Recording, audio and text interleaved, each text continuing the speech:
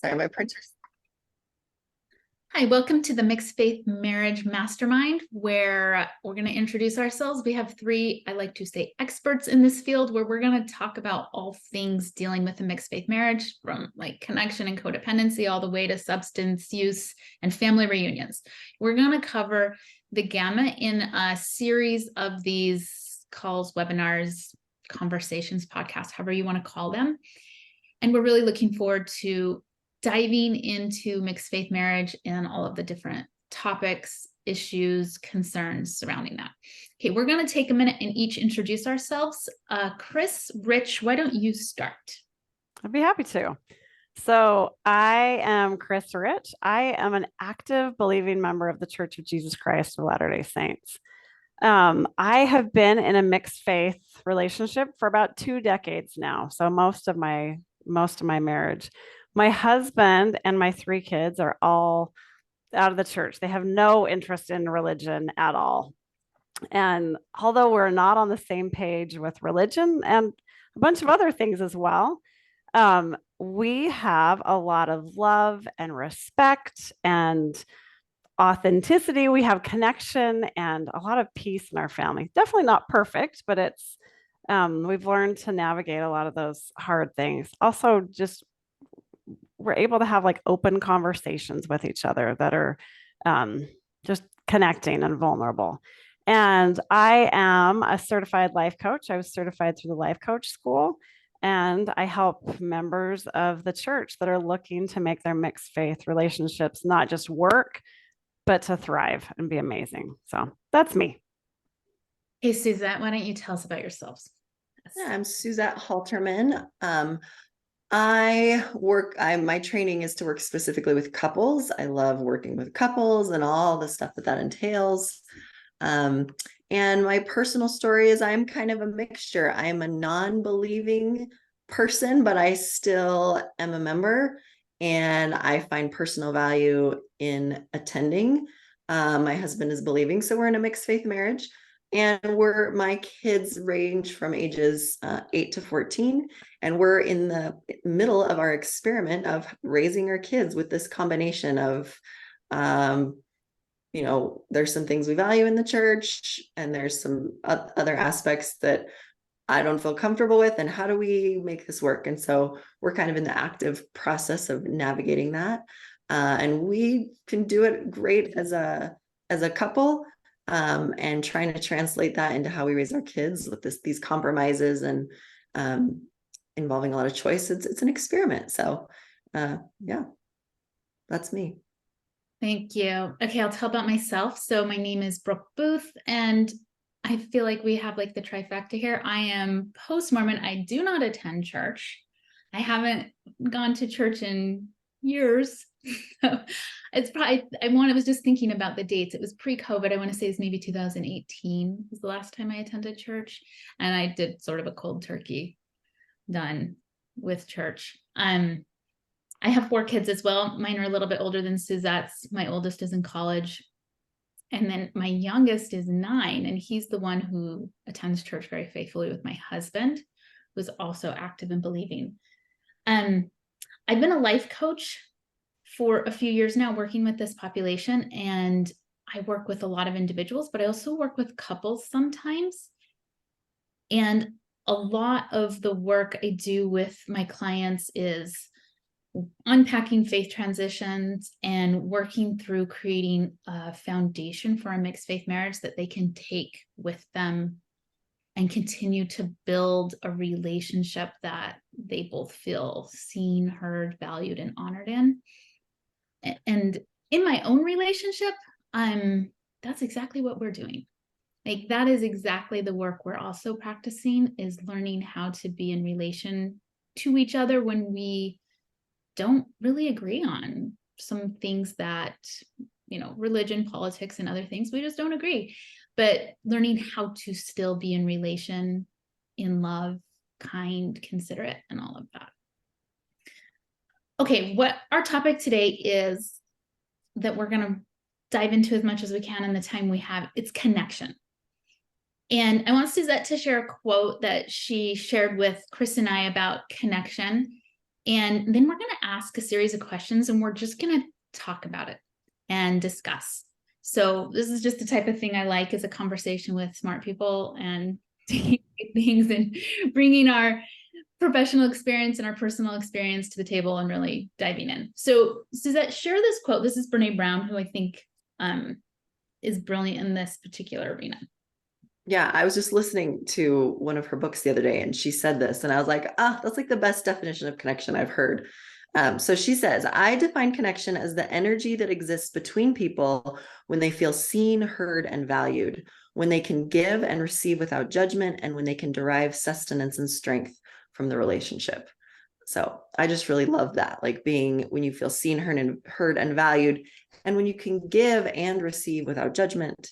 Yeah, that was a beautiful synopsis of what connection is all about. Yeah, I think we'll have threads of that probably come up in our discussion. Mm-hmm. Okay, let's start with this like broad basic question. What is connection? We're hearing Brene Brown's definition. I think we could probably add and like mold it out some more, but do either of you want to start with like how you see connection, what it is? I'm happy to give my thoughts. As a coach, I believe that our emotions are created from our thoughts. And we have this, so often we have this idea that we will be connected if we have things in common, or if we're spending time together, if we're on the same page about something. And that works when things are going well, and it's like, oh, this is great, we're being connected, we're feeling this connection.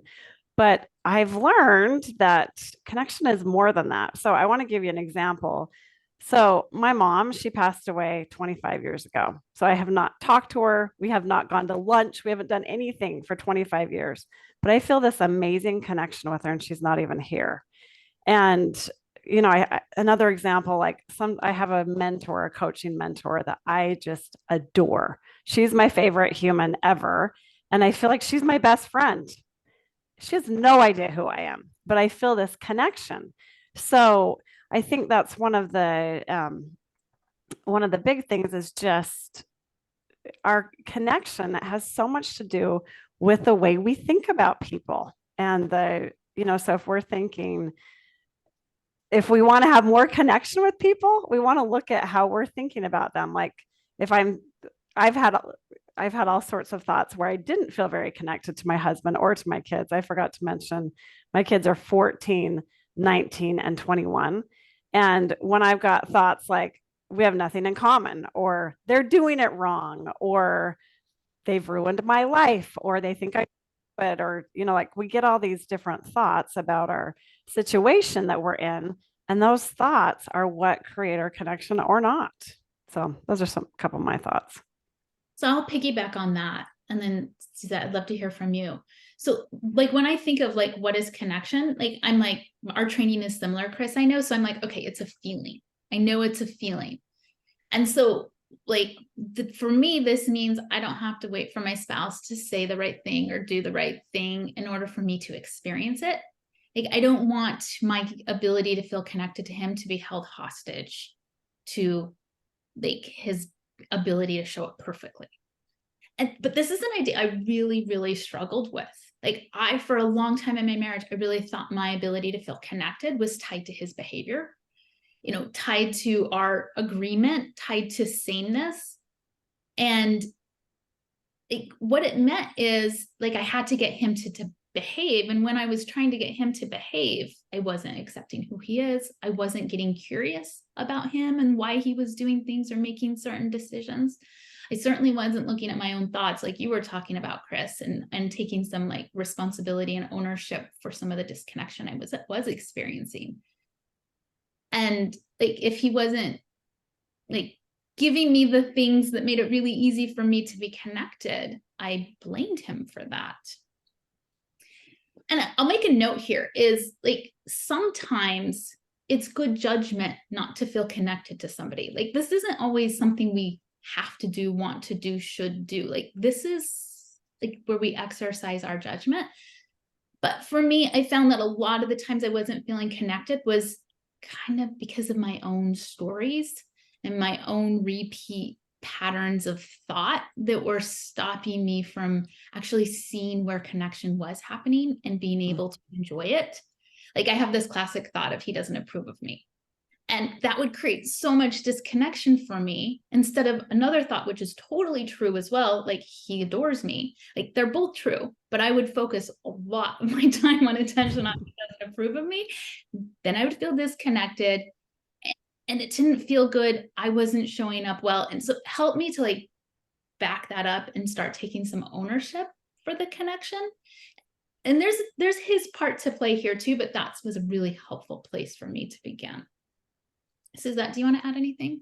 Yeah, I just think connection is such a broad term. It's like happiness, like, oh, I'm happy, but you can like break that down into so many other things. Like I'm stress-free, I'm content, I'm like joyful. I think connection is the same way. We use this word connection to describe this like feeling that we get, but really it's quite nuanced. Like maybe the feeling is safety, like safety can feel like connection, validation can feel like connection, being valued, being seen, like vulnerability. So sometimes I think breaking it down into like, what do I actually feel? What I'm actually feeling with this person? Like I know I feel some sort of connection, but what I'm really feeling right now is like safety to be myself, or what I'm really feeling from you is like that you see me. So I'm feeling like vulnerable. So I don't know. I think sometimes it's helpful to really break it down into what part of connection am I not feeling, or am I wanting to feel, or am I feeling? I just giving more language to it can be helpful. But for the purpose of this discussion, we're just going to call all of that connection. But I think it's really is like this feeling of like safety, like I can be myself. And when we feel safe, we just feel like we relax, we feel open. Yeah. So those are my thoughts. It's such an important point that like when we talk about connection, everybody probably has a different definition of what it even means. And I think it can be depending on the person or the moment, right? It's going to be different. Yeah. Yeah. And I think too, so often, I probably said this before, I think we equate connection with sameness, with being on the same page, having the same beliefs and all that. And which sometimes it is, but a lot of times it doesn't have to be. Yeah.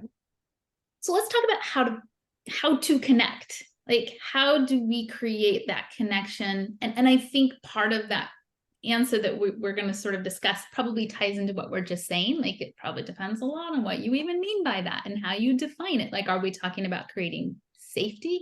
Are we talking about creating a more judgment-free environment? Are we talking about agreeing on something? Like I think this can be part of what we weave in here, but let's open this one up. Like, how do we start to create connection? How do we connect to our spouse?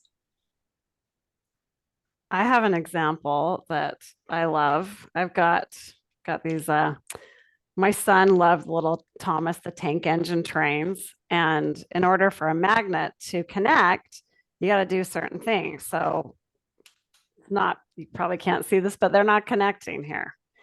If I do it a different way, they do connect. And with our relationships, we have those same things. If we want, there are certain things that are going to connect us, and there are certain things that are not going to connect. And I think it's interesting.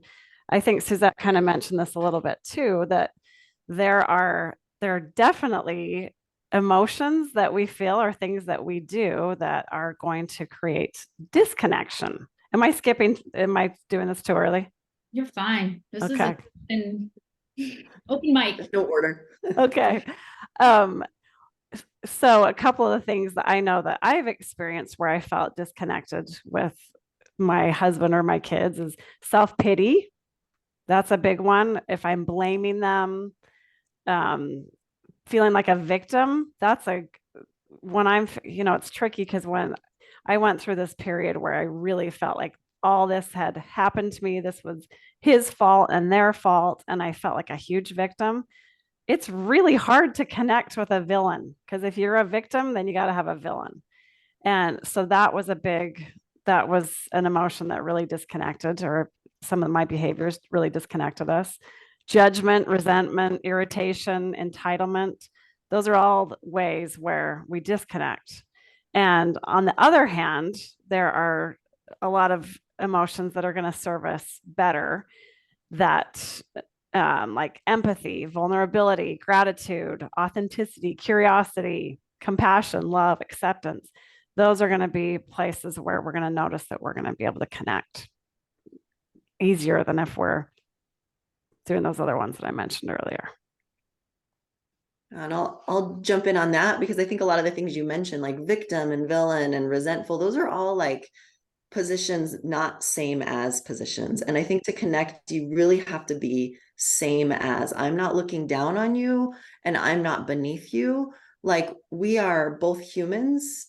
I can think of like the times that I felt the most connection in my life. Like, I have felt really equal to someone. Like, when I was in an angry phase of like patriarchy in the church and it impacted me, I suddenly felt connection to like women all over the world who are in systems of oppression. And it was like a moment of spiritual connection, because I felt same as like people all over the world deal with this. Or like times that I connect with my kids the most, it's not like a parent-child dynamic. It's like a human's like, been there. I know what it feels like to feel vulnerable or shamed, or like, so just, I think that's a huge part of it, is like just human to human. So anytime we get out of that, where it's like, my ways are better, my ways are wiser, my views are superior, like boom, like we can't connect with people. We have to, I love Terry Real has a quote. He says, you have a rectum just like everyone else, right? Like, we all have the same human experiences, and we have to really bring ourselves level. Like, we're just the same as and experiencing the same things, and then we can connect. So I love what you're both saying so much, because I see this like in the work I do. I definitely see this in my own relationship. Is I call it partnership, but really it's the same as like experiencing each other on an equal plane. A lot of times what we'll do is we'll put our needs, wants, preferences below our spouse or above our spouse. Like, there'll be some sort of power differential in wants, needs, and preferences and things. And that's a really hard place to find connection. Like, I think Suzette's like making such a valuable point here. When we can really start to see our wants and needs as equal to theirs, like sometimes as women, that's the work to be done, is like putting our wants and needs and preferences equal with our spouse, equal with our kids. It really does open the door to connection. And I find what's tied in a lot with this is judgment. Like, so often when we're judging somebody or we feel judged by them, it like knocks that equality piece off kilter. Like, I know, Suzette, you've had quite a bit of training with the Gottman Institute. One of the teachings that I really use a lot in my own practice is the idea of influence, and how influence needs to be, happening like free flowing. I like to look at it as like a figure eight, like free flowing between the couple. And I think a lot of times what stops influence from free flowing is judgment. And like, these are the things I think that, like, when we're looking at how to create connection, Chris, you made this point earlier indirectly, but I think it's a really important point. I think a lot of times we need to look at what's stopping connection. It's not so much how to build connection. I think a lot of times it's how to remove the things that are stopping connection from free flowing. And I think we've identified a fair amount of things that stop that from free flowing.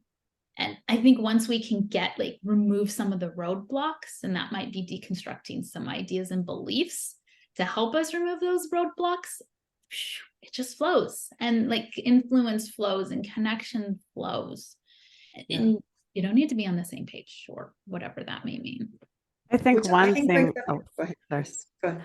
I think one thing with that too is, so I shared that list of emotions that kind of disconnect us. And I think it's so important to allow those emotions and to let them be there, to let yourself allow and process that resentment or that judgment, or when you are feeling like a victim.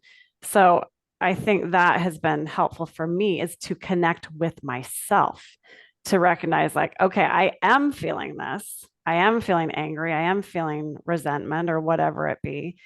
and allow that emotion and and work through that. I think that's one of the beauties of having a coach, is they can help you to work through those emotions, because they're there. We're humans.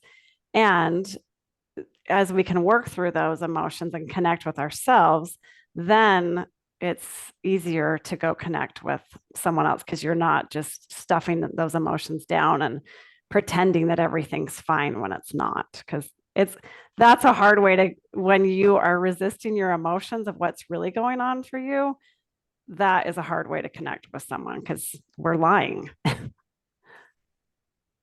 What do you want to say, Suzette? Yeah, just that I think a lot of times we think connection should happen to us or for us. Like it's this automatic thing, but we have full control over whether connection happens or not. Because like you've mentioned, it's, are we being judgmental? Are we being critical? Are we opening up our perspective? Are we practicing empathy, like perspective taking? So I have found I can totally feel connected with my spouse without me ever speaking a word about my internal experience. And that doesn't mean relationships should always be that way. It's just the feeling connected for me is, I want to be empathetic about what it's like to be you in this moment. And I want to put myself in your shoes and like understand you. And when I do that, then I'm like, oh yeah, like I get what it's like to be you and why you think this and feel this. I feel connected to him. And he never even, like, I never even opened my mouth. So about like me, right? I felt connected because I was doing the work of removing the judgment and the criticism and I was putting myself in his shoes. So I think healthy relationships, both people are doing that, maybe at different times. But I just think that when we think that connection is something that people do for us, I think that's not correct. It's something that we do. We do the work that allows us to connect with other people, and hopefully they're doing the same for us. And when I can connect to my husband like that, he's totally able to then reciprocate for me, because he feels safety with me, and then he can like put his defenses down and connect with me also. So somebody has to start the process of connection for it to happen. And I think that's where the rub, like that's where it's challenging for so many couples. Is like sometimes we play this game of chicken, like disconnection chicken. And we just wait for the other person to like make the first move, reach out, the first bid, the first whatever. And so like questions of like self-introspection questions for me that are helpful are like, what's stopping me? Like, why am I holding back? And it might be that I need to process some emotions like Chris is saying. It might be that I just need to like exercise a little bit more like courage and bravery, or grow up. Like sometimes Humility, right? Like we don't want to do that. It's like, you hurt my feelings. I'm not going to be empathetic with you. Like that's vulnerable, and we become prideful and like, I do. I'm speaking for myself, right? I do that. I become prideful and I withhold my empathy intentionally. Like, I don't want to connect with you. Yeah, I get punitive is sort of my route. I'll be like, oh, you want to know what that feels like? I'll let you know what that feels like. Exactly. I think it's also good to remember that with our emotions, we are the one that feels it. So, like, connection is an emotion. When I'm feeling connected, even if the other person isn't, I get to feel that. And it feels amazing. It feels so good. And on the other hand, if I'm holding a grudge or being judgmental or whatever it is, I feel that too. And I think that's a really important thing for us to recognize. I'm the one that feels this, and I get to choose how I want to feel in these situations. Grudge holding. I just want to point that out. Like, talk about a huge disconnector. Grudge holding. That's about control. Like if I can hold a grudge, I can control things. So I think control is another huge disconnector. Grudge holding is part of that. Like, because to let go of control and grudges, that's like super vulnerable. So Yeah. not in struggling with being vulnerable, control, those are all big blocks to being able to connect. I like this. Okay, let's talk about how to create more of it. I think we have been, but I want to just like, let's just maybe some practical ideas of like, how can we create, like, if we recognize a grudge, or we recognize we're not being vulnerable, or we recognize we're being punitive, or we recognize that we're not processing emotion, like, what are some like practical ways that you've learned, you've seen with your clients on how to create more connection? And I love it from this lens of like self-responsibility, like self-empowerment, and not waiting for, the spouse to, say just the right thing first. I think one of the things that I have been working on myself, I heard this quote the other day, conflict is a doorway to connection. And I'm always like, I don't like conflict. I want to keep the peace. I want to avoid conflict at all costs.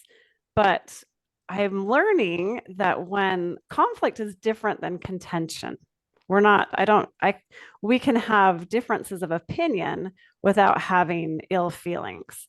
And, and I think it's for me, like, I don't want to rock the boat. So if we have this conflict, then it might rock the boat. But I love thinking, if you think about a boat is meant to be rocked. It's designed to go back and forth. And what's interesting, I've noticed when I avoid an external conflict, then I feel internally conflicted. So I'm not connecting with myself.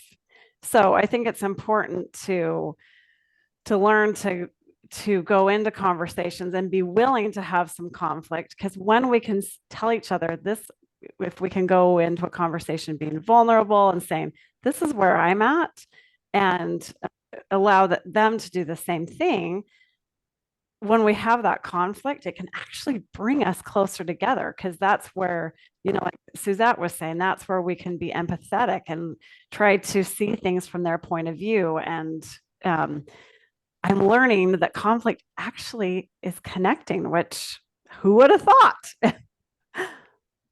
Yeah, I agree. I'm thinking of specifically like church topics or political issues where my husband and I like could easily just, disconnect a lot. And we still do sometimes. But what has been the most helpful for me, what I try to do is really just calm down my own reactivity, like actually breathe, like take some deep breaths, like hold myself together enough to just be curious. I think curiosity is the antithesis to all the things that can disconnect us. And I just try to think like, I wonder why my husband feels so strongly about this. And like, not just logically, but like what experiences. I've actually learned a ton about my husband through our faith differences. We grew up in the same faith. So I thought the reason he believed certain things was the same reason I used to believe certain things. But turns out like he has very different experiences around some of these things. So curiosity, like just asking open-ended questions. If I can like manage the fire inside me enough to just like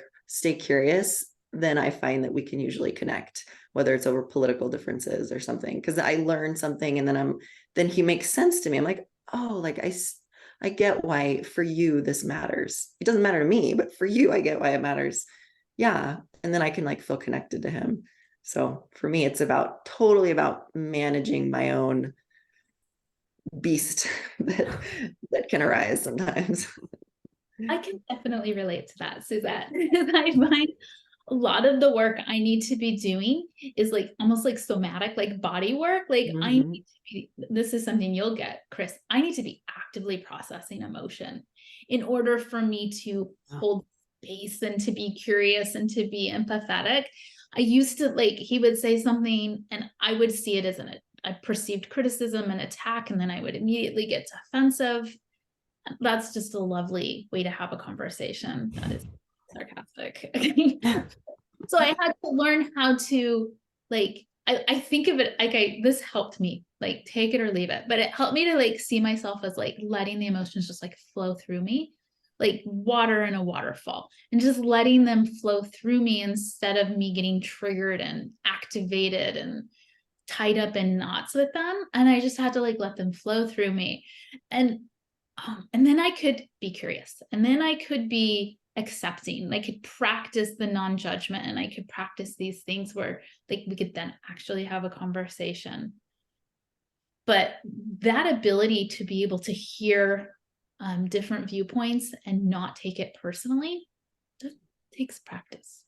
Takes practice. Yeah, I think is a good disclaimer for us to also add that we are humans. Like we might understand this, but I mean, for just speaking for myself, like I actually have to practice. This is muscle building exercises that I have to practice daily. And some days I do it awesome. And some days I totally fail. And some days my husband and I butt heads and I don't connect and I don't want to connect. And some, like we're all just human. I can recognize it afterwards and like get myself back together and repair and connect. Connection through repair is another thing. Like when we mess up, we can connect through saying, I'm sorry, like I totally got defensive. I took it personally. I think that's another avenue of connection. Yeah, I tell my clients all the time, and this is with parenting or with your spouse, like the repair techniques and the repair efforts are just as valuable as doing it right in the first place. It really is. And so we're gonna screw up. Yes. Like I will raise my hand, Suzette. I am it's called practice. We're practicing for a reason. Yes. We're practicing. Perfectionist. We're practicing our coaching, practicing these tools, practicing like whether we can teach them, but practicing it is a very different realm. And oh boy, it's a practice. And yeah, perfection is, I think that's not part of this mortal experience, using Mormon lingo. Okay, let's talk about Chris, go ahead. I was just going to say, I think the other day my husband said something that I was like, are you kidding? I didn't say it, but I'm thinking, are you kidding me? That's bonkers. Like it was just something that was so shocking to me. And after I thought about it and allowed myself to just to process those emotions, I think it's, well, I got coached and my coach had the question, do you ever say things that he would think is preposterous or bonkers? And I was like, all the time. And it helps me to be like, yeah, he says some crazy things just like I do. And just, I think that helps us to connect too, that we see things differently. I think the other thing I was going to say too is I've had to learn to let my husband and my kids have their emotions too. That I think we want everyone to be happy and to feel connected and to have this perfect house. But I think one of the biggest blessings is just being like, okay, right now they are upset and it's totally okay that they're upset. I don't have to fix it. I'm focusing on who I want to be and how I want to show up. And it's okay to let them have their emotions and that we don't. I think just knowing it's okay, you don't have to be on the same page. It's kind of a gift. Okay, that's the perfect segue into the next question. Like what are the different types of connection? And we can talk about that, and then like how to go about doing that, because so there's different types of connection. And I think Suzette was talking about this earlier, like it can mean different things for different people, but there are different types of connection. Like there's intellectual, there's spiritual, there's emotional, there's physical, like there's different types of connection. I know a lot of my clients, they're like, hey, Brooke, like, how do we connect spiritually is something I hear on the regular. People like, they feel like before the faith transition or before the mixed faith marriage, they connected spiritually. And they feel like after that, there's this gap or vacuum in spiritual connection. Like what you're saying here, I think is important, is like letting people be on the same page. But I want to discuss this idea more of like recognizing that there's different ways we do connect on different realms for different couples. Those different types of connections have different value or different importance. So let's talk about this. I think for mixed faith couples, as soon as they feel disconnection in one area, they feel it in a lot of areas. So they might feel emotional disconnection because like I'm hurt, I feel betrayed or something, and that impacts physical connection, intellectual connection. Like now I can't talk to you about what I experienced at church, or I just read this thing in the news and I'm furious about it and I want to talk to you about it, but you're not going to get it, right? So I think intellectual connection tends to really kind of flatline, and emotional connection, and that can affect physical connection. And spiritual connection, I think we have a confusion as to what that means. I think we conflate spiritual connection with religious connection. But I define spiritual connection as more about like, can we find some shared purpose and some shared values? And you can recreate that. Just because you don't have the same religious beliefs doesn't mean you can't still have some shared values of like, love, making a difference in the world, kindness, like, so I think it tends to be a domino effect. And I think if couples can like really kind of parse that out, well, where are we just struggling with spiritual disconnection? Is it intellectual disconnection? Is it all kind of conflating into one? It can help couples kind of, I don't know, separate that out a little bit and look differently at it. I keep cutting everyone off. I'm so sorry. You always have good things to say. I'll talk and then you go for it, Chris. One thing I see with connection is with these like different types of connection, the spiritual, the emotional, the intellectual, is this is a really powerful time to practice the skill of tolerating discomfort. Because sometimes in order to connect, we have to be able to tolerate their discomfort, tolerate our own discomfort. And I think this is what Chris was saying earlier, is like sometimes they're going to feel a certain way about a certain something. And if the more we can tolerate that without making it mean that we're mean or we're selfish or that we're a problem or that we've ruined things or that this is like now like a fundamental flaw in our marriage or whatever, then we're able to like stay present in that conversation, to hear, to then share, and to continue that like flow back and forth. Tolerating discomfort is, I think, a skill that is not celebrated, is not willingly practiced, and I get why, because it's uncomfortable. Right? But like I think it's something that needs to be elevated as in importance, and in like it's such a valuable thing to be able to tolerate our own discomfort and tolerate other people's discomfort without spinning into self-criticism or catastrophizing or things like this. And in able to do that, we have to be like okay with their emotional reactions or responses as well as our own. We have to be able to be more open and practice acceptance, and that people get to choose, how they think about certain circumstances or how they're going to feel. I think a lot of this, because when we start talking about like emotional and intellectual and spiritual connection, it's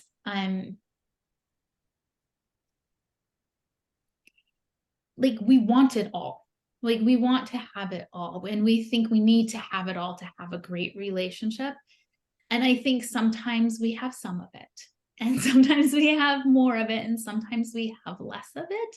And that's part of like tolerating the discomfort, and that's okay. We don't have to have all of it all of the time in order to give ourselves like, I have a stable, good marriage. Yeah. Okay, Chris, what do you want to say? So one thing that's really helped me is to identify so looking at all those different ways of connecting, I kind of look at them as what I need. So I have my physical needs, my spiritual needs, my emotional needs. And I like to see myself as the general contractor of my needs, that I'm going to make sure that for me, I do have this, like my testimony, my faith, that's a huge part of who I am. And going back to this general contractor analogy, my husband has no interest at all in religion. And so I'm not going to hire a painter to come in and do my HVAC. So I try to figure out what can I do to make sure that spiritual need is met for me? And it would be fantastic if he was the one that I did these things with, but I make sure that I talk to, like my church family, I've got different girlfriends that I know that I can talk to. If I want to go to the temple, that's not something, that's not going to happen for him, but it's really important that I make it happen for me. So I figure out how to get my needs met through sometimes I contract out to other people to help me fill that need, like my ward family, a friend, a ministering sister, or something like that, to make sure that I still have that spiritual need met. And once I feel like I have that need met, then I don't I don't feel that loss as much and like making it be his job that he's the only one that can fill that need for me. I'm the general contractor. I make sure my needs get met. And there's so many things that he does a fantastic job of meeting that need in other areas, but that's just not, that's that I take care of that for me and the other in like the spiritual realm, if that makes sense. I totally agree with that. Esther Perel talks about this. She says, we expect our spouse to be everything for us, right? Our intellectual partner and our, intimate partner and our, logistical support and everything. And that's a lot to put on other people. So I totally agree. We have to take personal responsibility. And sometimes, yes, like you might want intellectual intimacy or connection in your relationship, but that's my responsibility. So I have to be like, hey, I read this article, I want to discuss it with you, but I have to really preface that ahead of time of, I don't want, this is more about me wanting to share what I'm thinking about and less about you having to like agree or get into a debate. I just want you to listen and know like, this is what's on my mind. That is intellectual intimacy, right? It's not, we have to debate back and forth and come to the same page. It's, I have a longing to share what's on my mind. That's part of what Gottman calls like love maps. Like, here's what's going on in my internal world. By sharing that, I'm increasing that intellectual connection. But that doesn't mean you have to be on the same page. It doesn't even mean I really want to debate about it. I just want to share this. Like, hey, I read this. I loved it. It was important to me. I felt really inspired by it. Okay. And then my husband's like, if he knows that I'm not expecting him to like have to agree, he's just kind of like, okay, cool. And like he goes back to his thing and I feel satisfied, so it's very much a personal responsibility thing, where we're owning what we need. We're being vulnerable enough to ask for it, say what we need, and get it in whatever form we need, through friends, if we need it through our spouse, put a lot of context about what you're needing up front. More context up front leads to less resentment, later if they don't respond in the way that you want them to respond. Oh, this is so good. Like, I think we need to get a lot more creative around these things and a lot more open about what it even means to connect intellectually or spiritually. I think sometimes we think about these things very narrowly to our own detriment. And we don't, like I was talking to a client recently about sexual touch, and like her definition of sexual touch was like it was very, very, very narrow. And when she could just open it up a little bit, she could have so much more like peace and confidence in the relationship. So, this ties really nice into the next question. And I think you've even already partially answered it. So that is like, what does connection even look like when we don't agree? Like, basically, how do we connect when we're not on the same page, maybe philosophically, theoretically, like with church, with doctrine, with whatever, parenting. I think this can all come into play in a mixed faith marriage. Like, what does connection look like when there's not agreement? And I'll start out here is I always like to say connection and agreement are not like mutual. They don't have to exist at the same time. They can be connected, but they're not correlated. Like, they're not causal.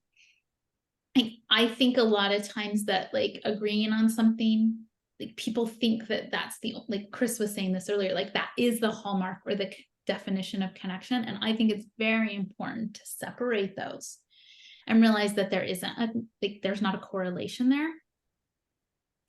And that being able to, like, this is something Suzette and I talked about the other day, being able to recognize individuals, and you were talking about individuation and differentiation, and this would probably be a great time where that would come into play. Like, seeing things the same way, understanding things the same way, coming to the same conclusions, agreeing, like having the same ideologies, really separating that from the ability to connect and to enjoy connection, whether it's whatever type of connection, I think is probably one of the first important steps.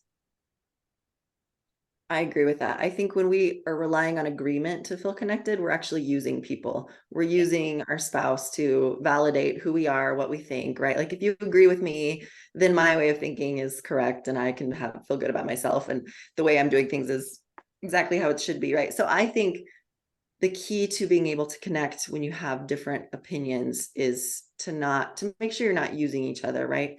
Like to validate yourself. Validation is not validation seeking, needing validation is very disconnecting. So it's more like acceptance. Like, I feel this way and I can accept that because of my own reasons. You feel this way and I can totally accept why you feel that way because it's for your own reasons. You value different things. And connection looks like, how do we collaborate with both of those things? How do we find some solutions? How do we like work with that? I think that's what connection is when you're different people. Like, okay, I accept it. I totally accept. I don't look down on you. Great. Now, how can we take these two different things and find a way to collaborate and find some common ground? Like, that's when connection, that's like a more mature version of connection. I think an immature version of connection is, I need you to validate me. I'm not going to be okay unless you can validate the way that I think and feel. And I won't accept you until you accept me. I think this happens in a mixed faith marriage a lot. Mhm. With this, like, you know, I'm having like classic faith transition. So now I'm having doubts and I need to bring these doubts to you, and you need to like tell me that it's okay that I have these doubts and agree with me and walk this journey with me. Or the same, you're like, I want to stay in the church and like, you need to agree with me and stay with me on this. I think that is very much at play in a faith transition, is where we hold, like we cling on to agreement because we conflate it with these other things in a relationship that are valuable. Like, connection is one of the basic human needs we have. And when we conflate that with agreement, we get kind of crazy. Well, then we become totally, yeah, then it's like, absolutely, crazy is a good word for it. I'll just leave it at that. Chris, did you want to say anything? Yeah, I think it's one of my favorite things to do, and I think I mentioned this earlier. When I'm thinking he's so whatever, he's has some weird idea, I like to see how I do the same thing, and that takes a lot of emotional maturity to be like, okay, I'll be like, wow, he's so judgmental, and then I'm like, interesting. I'm judging him for his judgment, and just like, okay, I do the same. I do it this way. It just looks a little bit different. So I think that's a big thing to ask, how do I do the same thing? And like what Suzette was saying too, when we do have a difference of opinion, to just like, in my mind, I just actually say to myself, oh, that's so interesting. He sees it that way. And I see it this way. And I don't make it a problem. That, once again, this idea that we need to be on the same page. We don't. Just like, oh, okay, noted. We have different opinions. And I think that then you're not trying to make them see it your way. And I do think a huge part of why we struggle to connect without being on the same page is we don't have models of that in society. I mean, polarized and with our own family of origins, like, that's a rare thing to have witnessed relationships of two different people who find ways to connect, like accepting each other's differences and find connection in those differences, in the empathy and the like appreciation of those differences. And because those are hard things. And so I think a lot of people just don't have a model to follow. So when you think about that, how do we connect, even though we're on two different pages spiritually? Like, they just like they don't have a model to follow, which is understandable. That's such a good point. Okay, for honoring time, we have one more question. Let's each give an answer, and then we'll call it good for now. I really like this question. What's a good balance of connection versus disconnection in your relationship? Let's just go, Chris, do that, and then I'll give my thoughts, and then we'll say yay for today. A good balance of connection. Let me think about that. Come back to me. We'll come back to you. So that I have an answer. Do you want me to go first? I know. I will say, so this is what the research shows, that relationships are always a cycle of connection, disconnection, repair. It's a constant cycle. Sometimes there's big connections, disconnections, repairs. Sometimes there's little. So as long as you are making that cycle where you feel connection, you disconnect, and you can get back to connection, I think that's that's good. That's healthy. If you only have connection, you are missing the muscle building exercise of being able to get back into connection. And they've shown that it actually increases your confidence, that when you do disconnect, like the more times you can do that circle over and over, then whenever you do disconnect, you have full confidence, like, oh, we'll be fine. We can repair. we repair a million times. So I don't know that there's a right or wrong balance as long as you're able to go through that circle and feel confident that no matter how disconnected you are, you'll be able to get back. What I like to say is there's not a right or a wrong answer here. Like, it's very similar to yours, Suzette. I'm like, hey, there's not a right or, clients are always like, I want to do what's healthy. Like, is that healthy? Tell me what's healthy. And I'm like, whoa, let's just pump the brakes on this for a minute. Like, there's not a right or a wrong answer here. Like, every individual has a different value system. Every couple has a different value system. Like, you have different minimum standards, different non-negotiable, different things that you don't care about, different things you care a great deal about. And I think like this idea of like, what's a good balance of connection and disconnection, the cycle is a brilliant way. But I think also like not being judgmental of ourselves when we're in the different parts of the cycle, not putting these harsh labels of like, well, this is unhealthy or this is bad, but really pausing and like taking a minute and maybe recognizing that there's a cycle and that's okay. Recognizing that different people get to have different values and like, what are my values here and what's the right thing for me? Like, this is an introspection. This is an act of understanding yourself, self-development, self-awareness. This is an act of compassion. This is an act of like decreasing judgment over wherever you may be in that cycle. And I think sometimes when we're feeling connected, we're like, woo-hoo, we got it figured out. And sometimes when we're feeling disconnected, we think like we could ask. And we're like, this is terrible, down in the dumps. And I think just backing up and not putting the right and wrong label on so quickly and being so much more compassionate with ourselves, with our spouses, with our marriages is what I would say. Let's not label right or wrong, good or bad, healthy or unhealthy. Let's really back up and look at this like from a bigger perspective, from a value-based perspective, from a cyclical perspective. Chris, do you have any thoughts? I do. As soon as, so I think we have this idea that we should be connected all the time. Like if we had a pie chart, that it should just be connection, which is ridiculous. That's not in there. From the church lady point of view, there's opposition in all things. There's sometimes we're going to feel connected, sometimes we're not. And I like to say 50-50. Part of the time we're going to feel connected, part of the time we're not. And those times when if we can recognize like it's okay to not feel connected sometimes, then we don't make it such a big deal. If we can be less negative about the negative times, it creates more positive. And it's just like, okay, yeah, this is just part of the ebb and flow, that cycle of what's going on, that sometimes we're going to feel connected and sometimes we're not. That's okay. All right. Thank you guys. This was delightful, but I geek out over things like this. Obviously, enough of it. We will It's be fun doing for us, whether or not other people think it's We love fun. it. Yeah. We have a good time. You know, we're all in mixed faith marriages. So like 3 marriages just improved today because of that. Totally. Perfect. We're going to be doing this on a monthly-ish basis. So stay tuned, look for us to come back again, and we'll choose another topic and we'll have a very similar, just as interesting, just as juicy, just as helpful conversation. All right. See you, ladies. Awesome. Thanks, everyone. Bye.